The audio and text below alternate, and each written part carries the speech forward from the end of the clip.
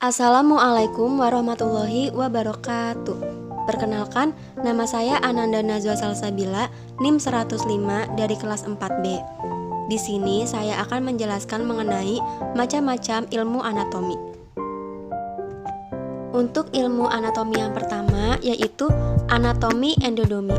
Anatomi endodomi atau morfologi eksternal merupakan studi tentang penampilan luar suatu organisme. Hal ini kebalikan dari anatomi yang berhubungan dengan morfologi internal. Contoh dari anatomi endodomi yaitu pada endoskeleton yang terdiri dari dua komponen, yaitu endoskeleton yang tepat dan endoskeletal.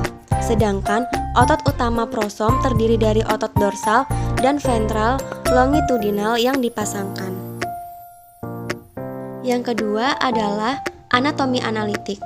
Anatomi analitik merupakan studi kasus yang mempelajari susunan tubuh makhluk hidup seperti sistem, organ, dan segala sesuatu yang berkaitan dengan makhluk hidup, serta dapat diidentifikasi dan terdapat pemecahan masalah.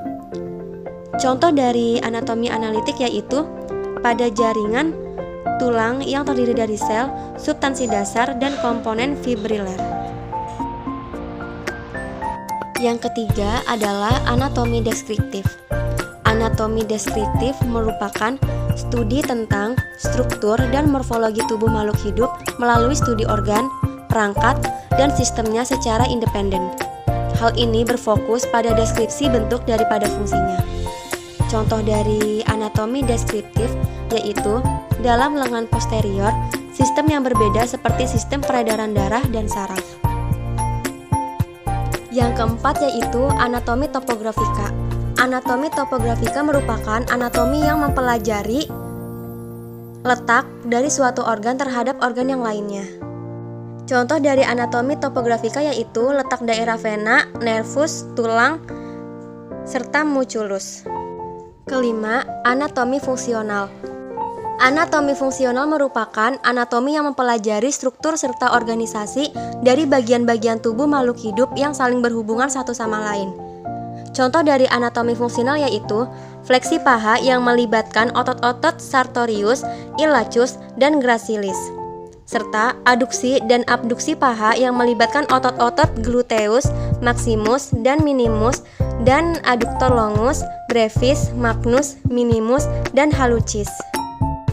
Keenam, anatomi perkembangan. Anatomi perkembangan merupakan anatomi yang mempelajari perubahan-perubahan sel dari awal hingga akhir. Contoh dari anatomi perkembangan yaitu pembelahan sel. Yang terakhir yaitu anatomi komparatif. Anatomi komparatif merupakan anatomi mengenai persamaan dan juga perbedaan anatomi spesies yang berbeda. Contoh dari anatomi komparatif yaitu alat pernapasan pada amfibi Musideter hilang menjadi kulit dan paru-paru. Selanjutnya yaitu masuk ke dalam manfaat mempelajari ilmu anatomi. Di dalam bidang kedokteran, manfaat mempelajari ilmu anatomi dapat membantu serta memahami ragam proses metabolisme yang terdapat di dalam tubuh yang kemudian juga dijadikan sebagai dasar diagnosis penyakit. Dan manfaat mempelajari ilmu anatomi juga dapat memberikan pengetahuan lebih atas ragam perkembangan struktur dari makhluk hidup secara mendalam, salah satunya hewan, serta dapat mengetahui secara detail terkait dengan adanya perbedaan letak serta struktur bagian tubuh dari hewan maupun manusia dengan perbandingan makhluk hidup lainnya. Dan yang terakhir yaitu ayat Al-Quran yang berhubungan dengan anatomi hewan. Yang pertama, pada surah An-Nur ayat 45 yang berbunyi Bismillahirrahmanirrahim. Wallahu khalaqa kulla dzabbatin mimma faminhum may yamshi 'ala batnih wa minhum may yamshi 'ala rijlaini wa minhum may yamshi 'ala arba' yahluqullahu ma yasha' Innallaha ala kulli syai'in qadir. Yang artinya, dan Allah menciptakan semua jenis hewan dari air, maka sebagian ada yang berjalan di atas perutnya. dan sebagian berjalan dengan 2 kaki, sedangkan sebagian yang lainnya berjalan dengan 4 kaki. Allah menciptakan apa yang Dia kehendaki, sungguh Allah Maha Kuasa atas segala sesuatu.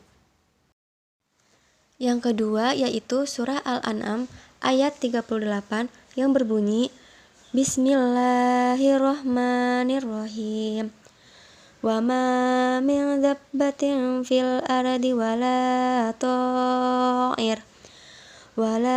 ta'irin yatiru bijanahihi illa umamum amsyalukum ma farratna fil kitabi min syai' summa ila rabbihim yuhsyarun, yang artinya, dan tidak ada seekor binatang pun yang ada di bumi dan burung-burung yang terbang dengan kedua sayapnya, melainkan semuanya merupakan umat-umat juga seperti kamu. Tidak ada sesuatu pun yang kami luputkan di dalam kitab. Kemudian kepada Tuhan mereka dikumpulkan. Terima kasih atas perhatiannya. Wassalamualaikum warahmatullahi wabarakatuh.